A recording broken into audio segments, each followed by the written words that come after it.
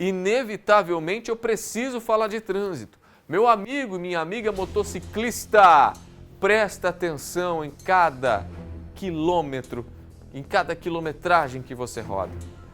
Porque acidentes, por muitas das vezes, são inevitáveis, outros são evitáveis. As inconsequências ou as consequências do trânsito na nossa região, você vê agora no Tá No Ar Campinas também, porque em instantes, cola a imagem na tela, a gente tem um registro de uma notícia, né, que vitimou. Não é dessa, não é essa daí, viu? Tá trocado aí, o funcionário da INDEC é no outro caso. Pode trocar o GC, é o primeiro caso esse, que nós vamos abordar com o Fábio Oliveira. O motorista avançou sinal vermelho, as imagens é do caso, tá tudo certinho, Lucão.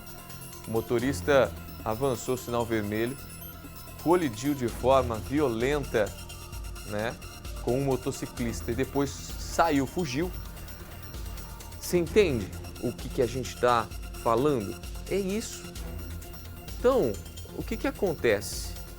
Isso aconteceu na madrugada de ontem, na Moraes Salles, aqui em Campinas, e registra o quê? Que embora você obedeça o trânsito, para no pare, para no sinal vermelho, obedeça cruzamento, olhe para todos os lados e pilote por você e pelos outros, muitas das vezes foge ao nosso controle acidentes como esse. Você imagina? É muito grave isso. E aí o condutor ir embora, depois de ter batido no motociclista, deixado o motociclista em solo, precisando de socorro, agonizar exatamente por conta das dores, das fraturas que ele sofreu, por conta da inconsequência do motorista, o mínimo que a gente pode exigir são os primeiros socorros. Ver o estado de saúde, a integridade física da vítima.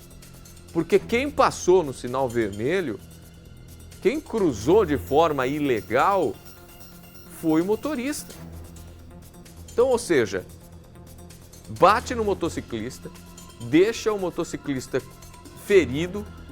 A gente precisou embaçar as imagens nesse momento, porque o motociclista estava sangrando, gritando, agonizando de dor. Você imagina para a família ver uma coisa dessa? Você imagina? Só que a gente precisa dizer aqui, precisa falar, por quê? Porque o alerta é importante em quaisquer que sejam as circunstâncias. Mas essa cena a gente não poderia colocar nua e crua. Então a gente precisa embaçar. Mas olha o estado que o motorista deixou o motociclista. Vê se tem condição. Quer dizer, eu tô com um carrão. Eu infrinjo as leis do trânsito. Eu bato no motociclista, deixo ele fraturado, gritando ao solo e vou embora?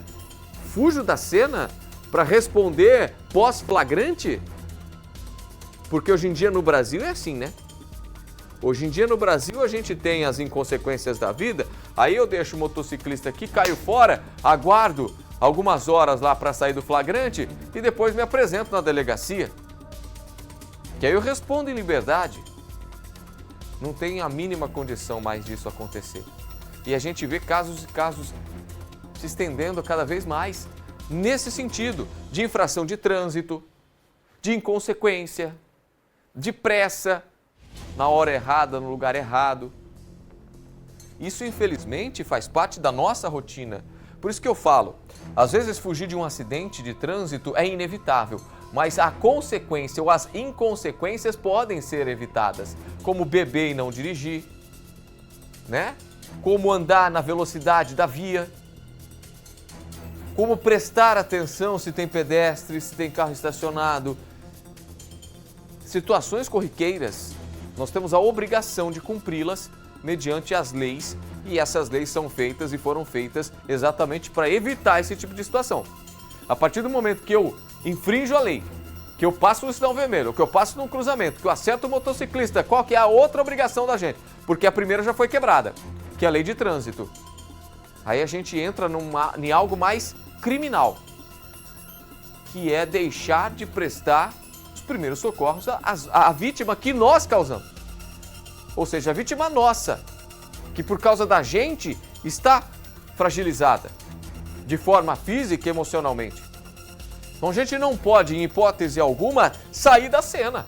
O mínimo de humanidade nisso. Ah, mas estava embriagado, não mediu as consequências. Para começar, não podia beber e dirigir. Também. Eu vi a foto do carro depois, que a gente não tem a imagem do carro, mas eu vi a foto do carro depois, está bastante danificado.